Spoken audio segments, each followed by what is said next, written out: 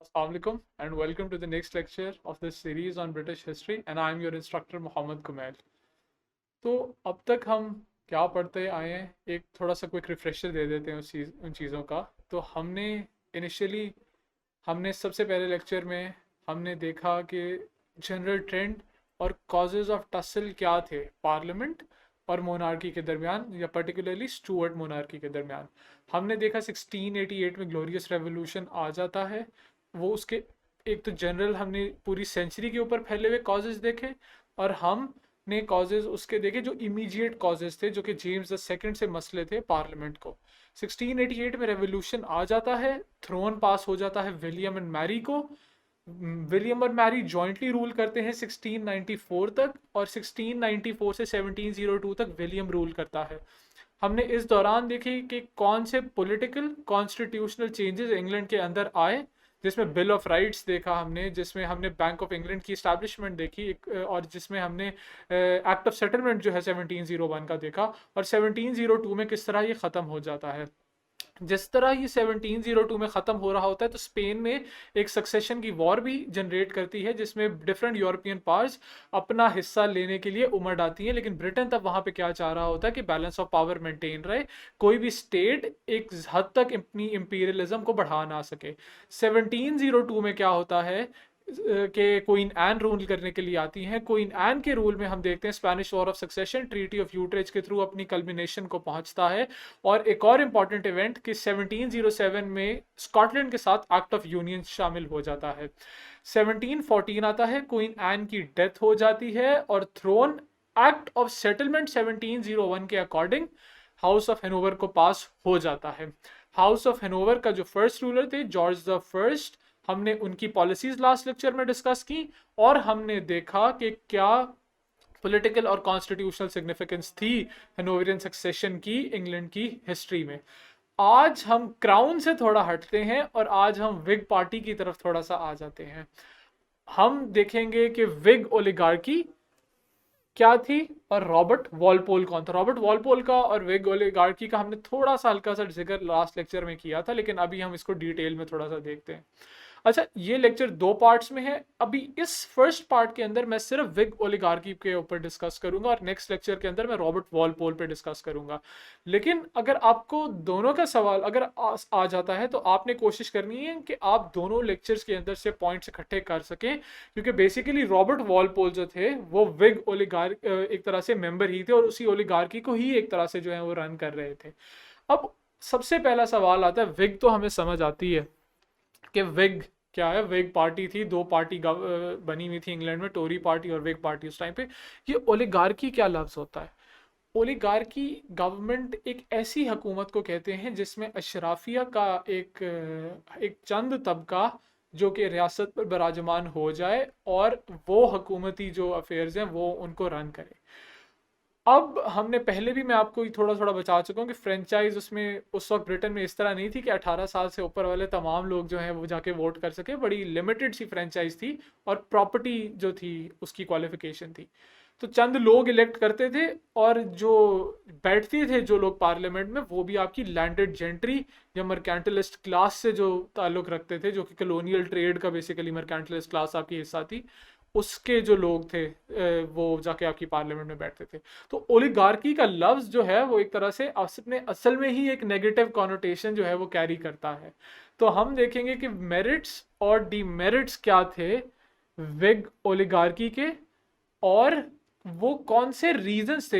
मैं बता सकता हूँ, इस वक्त आप बैठे बैठे भी सोच सकते हैं वो कौन से रीजंस थे, क्योंकि हमने पिछले लेक्चर्स में पढ़ लिया है। वो काफ़ी ज़्यादातर रीजंस वो यहाँ पर भी ओवरलैप होंगे, कुछ हम डिफरेंट चीज़ें भी पढ़ेंगे, लेकिन मेजॉरिटी ऑफ द रीजंस हम ओवरलैप भी होंगे। वो कौन से रीजंस थे जिन्होंने सपोर्ट किया वो पीरियड विग असेंडेंसी का, और मेरिट्स और डिमेरिट्स क्या थे विग रूल के। तो पास्ट पेपर के क्वेश्चंस का अगर डिस्कस करें तो जो मैंने पहले डिस्कस किया कि reasons for supremacy of Whig oligarchy, ये पीरियड आपने याद रखना है। इस पीरियड को ब्रिटिश हिस्ट्री के अंदर 1714 अप टिल 1760 विग असेंडेंसी या विग ओलिगार्की का नाम दिया जाता है। तो मैं आपको थ्रू आउट इस चैप्टर के अंदर इस एरा के तमाम इवेंट्स का बताऊंगा, इंटरनल भी और एक्सटर्नल भी, पर्सन स्पेसिफिक रॉबर्ट वॉलपोल के इवेंट्स का भी मैं आपको बताऊंगा। तो जब आपने इसका आंसर लिखना है तो आपने ये बात याद रखनी है कि आप इस चैप्टर के तीनों लेक्चर्स के अंदर से उसका जो है जो डेटा है वो इकट्ठा कर सकते हैं। मेरिट्स और डिमेरिट्स विग रूल का पूछा गया है, और इस सवाल में भी मेरिट्स और डिमेरिट्स का विग रूल का पूछा गया। बड़ा इंपॉर्टेंट क्वेश्चन है और फ्रीक्वेंटली जो है पास्ट पेपर्स के अंदर इसको रिपीट किया गया है। और ये लास्ट क्वेश्चन जो है ये हम इस लेक्चर के अंदर डिस्कस नहीं करेंगे, ये नेक्स्ट लेक्चर के अंदर डिस्कस करेंगे, क्योंकि लेकिन मैंने पार्ट सेम बनाए हैं ताकि आपको एक तरह से डायरेक्शन जो है हमारी सेम रहे। तो रॉबर्ट वॉलपोल जो थे वो बेसिकली प्राइम मिनिस्टर थे 1721 से लेके 1742 तक ब्रिटेन में। तो इस वजह से हमने स्पेसिफिक, मैंने नेक्स्ट लेक्चर सिर्फ इनको जो है जिसमें हम रॉबर्ट वॉलपोल की पॉलिसीज को डिस्कस करेंगे हमने वो दे दिया। The period this period in British history is specifically known as the period of big ascendancy और oligarchy। इस पीरियड के अंदर all important posts in the church and the state were occupied by the Whig party, and Whig party was gradually dictating the foreign and domestic policy of England। Last lecture के अंदर हमने देखा कि किस तरह Tories की persecution जारी थी और किंग ने भी उसे सपोर्ट किया था, क्योंकि टोरीज जो थे वो क्या चाहते थे, वो स्टुअर्ट डायनेस्टी को दोबारा जो है वो थ्रोन पे लाना चाहते थे। तो क्राउन की टोरी पार्टी से एक एनिमोसिटी की ये वजह थी। अब विग पार्टी और टोरी पार्टी के अंदर हिस्टोरिकली जो है आइडियोलॉजिकल और पॉलिटिकल डिफरेंसेस जो हैं वो रहते ही रहते हैं। तो कोई भी पार्टी जो पावर में है वो चाहती यही है कि अपना पावर को कंसोलिडेट करे, उसको स्ट्रेंथन करे और अपना ही रूल जो है वो प्रोलॉन्ग करे। तो विग पार्टी ने भी ऑल इस पॉइंट पे यही किया कि जो चर्च की जो पोजीशन थी वहां पे अपने हेंचमैन जो थे उन्हें जाके अपॉइंट किया, विग रूल वहां से खत्म हो। ये पॉइंट हम लास्ट लेक्चर में डिस्कस कर सकते हैं, मैं उसी की कंटिन्यूएशन में आगे बात कर रहा हूँ। तो उन्होंने ये किया। फिर फॉरेन और डोमेस्टिक पॉलिसी के अंदर भी विग्स ने जो था वो कैथोलिक कंट्रीज से जहाँ हटकर ज़्यादातर एक बैलेंस ऑफ पावर की तरफ जाने की कोशिश की, जिसमें उन्होंने अलाइंसेस भी डिफरेंट बनाए। हम आगे पढ़ेंगे कुछ अलाइंस हम पिछले लेक्चर में दो देख चुके हैं। एक 1717 का अलाइंस था, एक 1725 का अलाइंस था। फिर आगे हम देखते हैं कि Austrian war of succession next lecture में इसी चैप्टर के अंदर हम देखेंगे, और जो 7 ईयर्स वॉर थी तो उनमें जाके क्या जो है वो क्या मुहरकात जो है वो सामने आते हैं। Whig families enjoyed majority in the House of Lords. House of Lords के अंदर जो थी वो मेजॉरिटी थी उस पॉइंट पे विग फैमिलीज की, लेकिन हाउस ऑफ कॉमन्स के अंदर जो थी वो मेजॉरिटी नहीं थी, लेकिन वो वहाँ पर उसको मैनेज एक तरह से किया गया करप्शन और नेपोटिज्म और ब्राइबरी से या फिर पेट्रनेज से। तो पेट्रनेज इस चीज़ को कहते हैं कि अगर कोई बंदा सरकार में आ जाए तो वो अपने जो कॉन्स्टिट्यूएंसी होती है उसको अपीज़ करने के लिए कॉन्ट्रैक्ट्स, गवर्नमेंट जॉब्स या फिर इस तरह की जो सरकारी मराहत होती हैं वो, या फिर कुछ और इस तरह की चीज़ें होती हैं जो कि उसको बाय लॉ जो है वो हासिल नहीं होती, तो वो लेकिन उनको डिस्ट्रीब्यूट करता है अपने हेंचमैन के अंदर, अपनी कॉन्स्टिट्यूएंसी के अंदर। ये है आइडिया ऑफ पेट्रनेज। और डेमोक्रेसी जो है वो इवॉल्व ही जो है इन चीज़ों से करती है। थोड़ा सा ऑफ टॉपिक बात चली जाएगी, लेकिन अगर आप फ्रांसिस फुकुयामा पढ़ें तो वो भी जब डेमोक्रेसी की एवोल्यूशन या फिर मॉडर्न इंस्टीट्यूशंस की एवोल्यूशन बता रहा होता है तो उसमें भी फर्स्ट स्टेप में आपका पेट्रनेज ही एक तरह से आइडिया आता है। तो ये आइडियाज़ जो हैं जनरली आप ऐसे के अंदर भी यूज़ कर सकते हैं हिस्ट्री के। अब हम उन स्पेसिफिक रीजंस को देखेंगे जो विग असेंडेंसी या फिर विग पार्टी की जो असेंडेंसी थी जिन्होंने उसको सपोर्ट किया था।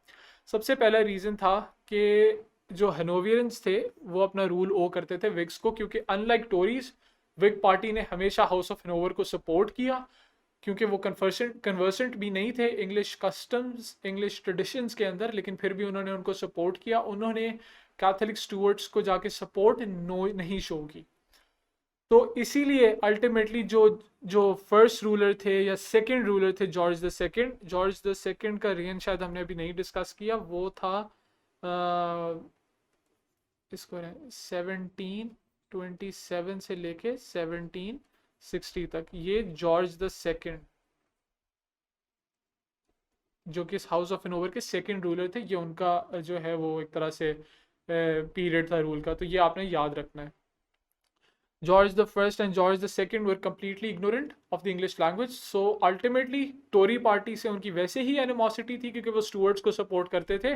तो वो अपनी, और वो बाय बर्थ जो थे वो भी इंग्लैंड में पैदा नहीं हुए थे, या फिर वो हनोवर में पैदा हुए थे, जिसकी वजह से वो ग्रेजुअली जो एक सपोर्ट चाहते थे वो उन्होंने टोरी पार्टी से हासिल किया, क्योंकि अवाम और जो क्राउन था उसका तो एक अल्टीमेटली डिस्कनेक्ट ही था. तो वो डिस्कनेक्ट कैसे ब्रिज हुआ, वो एक पॉलिटिकल पार्टी ने उस डिस्कनेक्ट को जो है वो ब्रिज किया.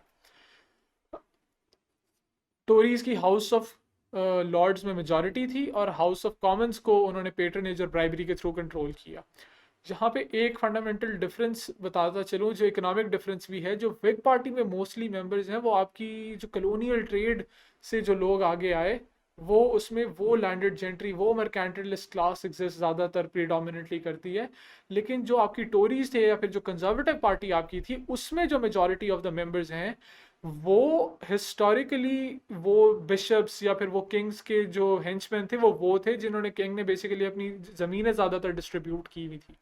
तो वो एक तरह से कह लें कि ये एक इमर्जिंग क्लास थी जो विग पार्टी के अंदर थी, जिन्होंने नया नया एक तरह से पैसा आया था उनके पास, और जो ट्रेडिशनली जिनके पास वो किंग की पेट्रनेज की वजह से हिस्टोरिकली पैसा रहा था, उनके जो मोस्टली मेंबर्स थे वो आपकी टोरी पार्टी के अंदर कॉन्सेंट्रेटेड थे.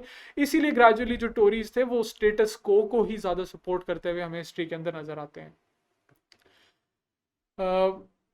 अब इंकरेजमेंट, अब देखिए मर्चेंट्स और ट्रेडर्स का, जब मैंने ये इकोनॉमिक डिफरेंस बताने का मेजर मकसद क्या था कि जो मर्चेंट और ट्रेडर्स की जो पर्टिकुलर क्लास थी, क्योंकि जो विग्स थे वो उन्हीं की एक तरह से आइडियोलॉजिकली सपोर्ट उन्हें हासिल थी, और उनकी पॉलिटिकल आइडियोलॉजी या फिर इकोनॉमिक इंटरेस्ट भी जो थे वो एक तरह से कोलाइड आपस में कर रहे थे. तो उसकी वजह से ये क्लास भी जो थी ये आपकी विग्स को सपोर्ट कर रही थी, unlike the Tories. George one, George two were ignorant, उन्हें इंग्लिश ट्रेडिशंस का नहीं पता था, तो जो उनके अपने जिम्मे भी अपॉइंटमेंट्स थी वो उन्होंने विग मेंबर्स को दे दी. तो इस तरह से कैबिनेट गवर्नमेंट और मिनिस्टेरियल जो रिस्पॉन्सिबिलिटी का कॉन्सेप्ट था वो मजीद जो है वो स्ट्रेंथन हुआ. और एक और वजह थी कि विग पार्टी ने गवर्नमेंट में आने के बाद भी कोई एक रिलीजियन की बुनियाद पर कोई मेजर पॉलिसी ऑफ परसिक्यूशन को एग्जीक्यूट नहीं किया था. अब उस टाइम इंग्लैंड में सिर्फ प्रोटेस्टेंट्स तो मेजॉरिटी थी, लेकिन कैथोलिक्स भी एग्जिस्ट कर रहे थे, डाइसेंटर्स भी एग्जिस्ट कर रहे थे, नॉन कन्फॉर्मिस्ट भी एग्जिस्ट कर रहे थे. ये डिफरेंट तरह के फैक्शंस हैं क्रिश्चियनिटी के, ये तमाम लोग एग्जिस्ट कर रहे थे. लेकिन जब हम देखते हैं कि जो स्टुअर्ट डायनेस्टी थी वो एक्टिवली परस्यू कर रही थी कैथोलिसिज्म को प्रमोट करने की पॉलिसीज, जब विग पार्टी आपकी गवर्नमेंट में आ जाती है तो वो एक लिबरल, एक इंडिविजुअलिस्टिक एटीट्यूड जो है वो उस पॉइंट पे अपनाती है, जिसका फायदा क्या होता है कि कोई एक रिजेंटमेंट जो कि उन सेक्शंस की तरफ से जो प्रोटेस्टेंट्स नहीं है वो विग पार्टी के हवाले से वो उन सेक्शंस में जनरेट नहीं होता. और इसमें दो पर्टिकुलर एक्ट्स भी मैंने यहाँ पे मेंशन किए हैं कि repeal of the schism act and non conformity act.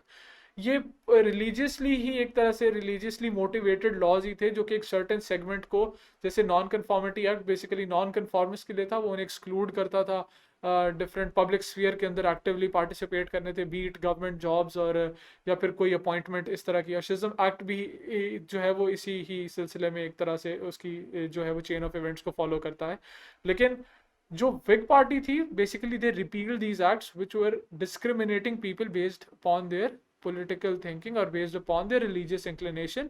तो इससे प्रमोट अल्टीमेटली क्या होता है, एक तरह से स्टेबिलिटी प्रमोट होती है और आप लोगों को अपने खिलाफ जो है वो नहीं करते. अब हम मेरिट्स को एक तरह से डिस्कस कर लेते हैं विग रूल के. सबसे पहला यहाँ पे मेरिट है कि स्टेबिलिटी, रिलीजियस और पॉलिटिकल और सोशल स्टेबिलिटी हमें यहाँ पे नजर आती है.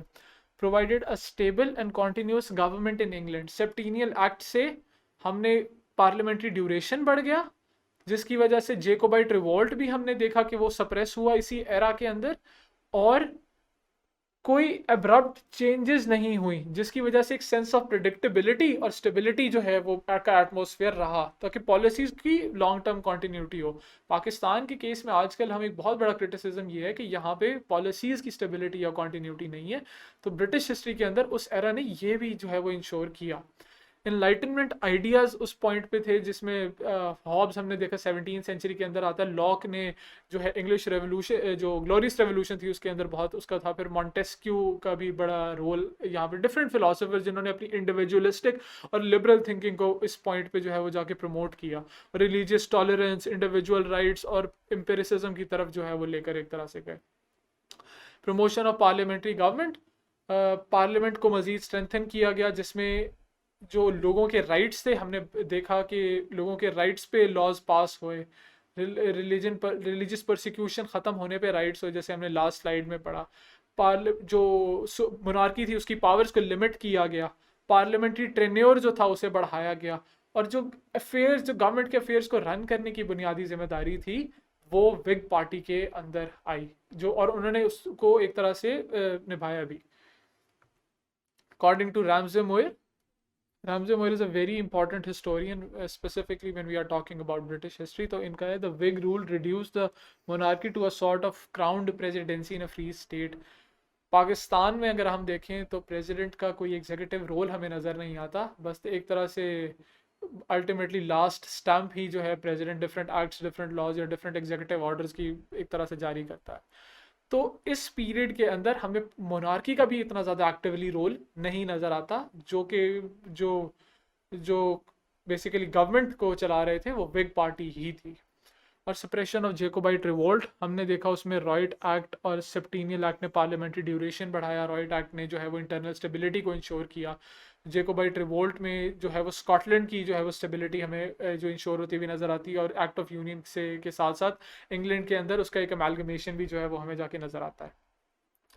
अब यहाँ पे चंद डिमेरिट्स भी हैं विग रूल के, कि अब ये रूल हम स्पेसिफिकली डिस्कस कर रहे हैं 1714 से लेके 1760 तक। मैं दोबारा बता दूं, लैक ऑफ रिप्रेजेंटेटिव कैरेक्टर, यहाँ पे कोई भी ऐसा रिफॉर्म हमें नज़र नहीं आता जिसने पार्लियामेंट के अंदर जो पावर जो लोग इलेक्ट करके पार्लियामेंटेरियंस को भेजते हैं वो को हमने उसे डेमोक्रेटाइज होता हुआ देखे। यहाँ पे कोई ऐसा एक्ट पास नहीं है। ब्रिटेन की हिस्ट्री में पहला एक्ट जिसने वोट देने की पावर को एक तरह से डेमोक्रेटाइज किया था वो 1832 में पास होता है। तो इस पीरियड के अंदर हमें पावर जो है वो उस ओलिगार्की के अंदर ही कॉन्सेंट्रेटेड नजर आती है। Undermine the position of Anglican church, Anglican church की पोजीशन क्यों अंडरमाइन हुई? क्योंकि बेसिकली दो ट्रेंड जैसे मैंने इसमें डिस्कस किया था कि एनलाइटनमेंट की वजह से भी मॉडर्निटी का यहाँ पे दौरा था, इनलाइटनमेंट आइडियाज आ रहे थे, तो चर्च की पोजीशन भी ग्रेजुअली नीचे जा रही थी। और बेसिकली जो टोरी पार्टी का जो एक तरह से रिमूवल था चर्च के थ्रू, तो उसने भी जो है चर्च को एक तरह से जो है फ्री किया कि वो कोई ऐसा मेजर ना ले जो कैथोलिसिज्म को बेसिकली प्रमोट करिए, या एंग्लिकन पॉलिसीज को जो है वो प्रमोट कर रही है। ओलिगार्किकल कंट्रोल हमने देखा कि किस तरह जो चंद हेंचमैन जो होते हैं, जो चंद अशराफिया जिन्हें हम कहते हैं, वो जो हुकूमत करने लगे, तो बेसिकली उसे हम ओलिगार्किकल कंट्रोल कहते हैं। तो ये एरा भी इसी तरह का था, कोई इतना ज़्यादा डेमोक्रेटिक एरा नहीं था जिसमें पावर कोई ब्रॉडली एक्सरसाइज हो रही हो, कि यहाँ पे एक small group of powerful individuals who controlled much of the political decision making, और वो ब्राइबरी का, पेट्रनेज का बहुत ज़्यादा यूज़ हमें होता हुआ नज़र आता है। कोई एक तरह से हमें अकाउंटेबिलिटी या फिर करप्शन के हवाले से मेजर्स, या फिर लोगों की फलाह बहबूद के बहुत ज़्यादा सोशल वेलफेयर के जो मेजर्स हैं वो हमें यहाँ पे इतने ज़्यादा नहीं नज़र आते। करप्शन बहुत ज़्यादा बड़ी, क्योंकि बिग पार्टी ने अपने जो पॉलिसीज़ को पास करने के लिए उन्होंने पार्लियामेंट में जो हाउस ऑफ कॉमन्स में स्पेशली जो है वो ब्राइबरी और करप्शन का बहुत ज़्यादा यूज़ किया। और सोशो इकोनॉमिक इनइक्वालिटीज़ इस साइड पे बढ़ी, क्योंकि मैंने जैसे आपको बताया कि इस एरा के अंदर सोशल वेलफेयर पे इतना ज़्यादा काम नहीं किया गया। ज़्यादातर फोकस यही था कि अशराफी अपना जो है कंट्रोल इस्टेब्लिश करे, इंटरनल स्टेबिलिटी हासिल की जाए, और फॉरेन और अपने कलोनियल पोजेशंस जो हैं वो एक तरह से जो है वो मज़ीद कंसोलिडेट किए जाए। आम फर्द जो कि इंग्लैंड में रहता है, जो कि एक आम लैंड, जो कि पेसेंट्री से ताल्लुक़ रखता है या वर्किंग क्लास से ताल्लुक़। इंडस्ट्रियलाइजेशन तो उस वक्त से इतनी ज़्यादा नहीं आई थी, तो हम वर्किंग क्लास या फिर जैसे हम मॉडर्न डे में फैक्ट्री वर्कर्स की क्लास तो अभी तक हमारे में मर्ज नहीं हुई थी, लेकिन हमारे सामने जो एग्रीकल्चरलिस्ट थे वो तो थे। तो उनके वेलफेयर के लिए हमें यहाँ पे ज़रा ज़्यादा कुछ मेजर्स नहीं नज़र आते। Benefits of industrialisation and free trade से मुराद वो कलोनियल ट्रेड जो कि एक तरह से हो रही थी उस पॉइंट पे, उसके बेनिफिट्स ट्रिकल डाउन नहीं हो रहे थे आम लोगों की तरफ। यहाँ पे हमारे पास चंद ये कोटेशंस है, और ये सर विलियम वार्ड की जो कोटेशन है ये बड़ा ब्यूटीफुली सम अप करती है इस पूरे आइडिया को कि किस तरह it was an aristocracy of wealth, के चंद शराफिया थी, उन्होंने अपनी पावर बेसिकली मजीद कंसोलिडेट की थी। रिफॉर्म्स जो थे इस एरा में वो बहुत कम से कम पास हुए थे, और Whig ascendancy made it easier for great fortunes to be accumulated and for men of business to rise to the positions of power। कि जो लोग लैंडेड जेंट्री से ताल्लुक़ रखते थे, अशराफिया से ताल्लुक़ रखते थे, जो किंग की पावर तो है वो ख़त्म हो गई, लेकिन अशराफिया से ताल्लुक़ रखने वाले लोगों को जो है वो मज़ीद इसमें बेनिफिट्स हासिल हुए। इसमें ये हमने बहुत जनरल डिस्कशन किया, आपने देखना, लेकिन ग्रेजुअली मैं आपको नेक्स्ट 2 लेक्चर्स में बहुत स्पेसिफिक्स की तरफ लेके जाऊंगा, और आपने जब इस क्वेश्चन का आंसर लिखना है जो कि डिमेरिट्स ऑफ विग रूल या फिर रीजंस ऑफ विग असेंडेंसी है, आपने उसमें कोशिश करनी है कि आप वो तीनों लेक्चर्स का एक तरह से अमेलगमेशन जो है अपने आंसर्स में कोट करें, general ideas as well as specific point. Specific बातों में मैं क्या कर रहा हूँ कि वो कौन से एक्ट जो है वो पास हुए, रॉबर्ट वॉलपोल जैसे हम नेक्स्ट लेक्चर में पढ़ेंगे उसने कौन कौन सी बातें की, या फिर कौन सी वॉर्स हुई, क्यों ख़त्म हुई, उन वॉर्स का रिजल्ट क्या था, विग्स ने किस तरह उन वॉर से सपोर्ट रीगेन किया या सपोर्ट लॉस्ट किया। तो इन तमाम तर चीज़ों को हम डिस्कस करेंगे। तो अंटिल नेक्स्ट लेक्चर, अल्लाह हाफिज़।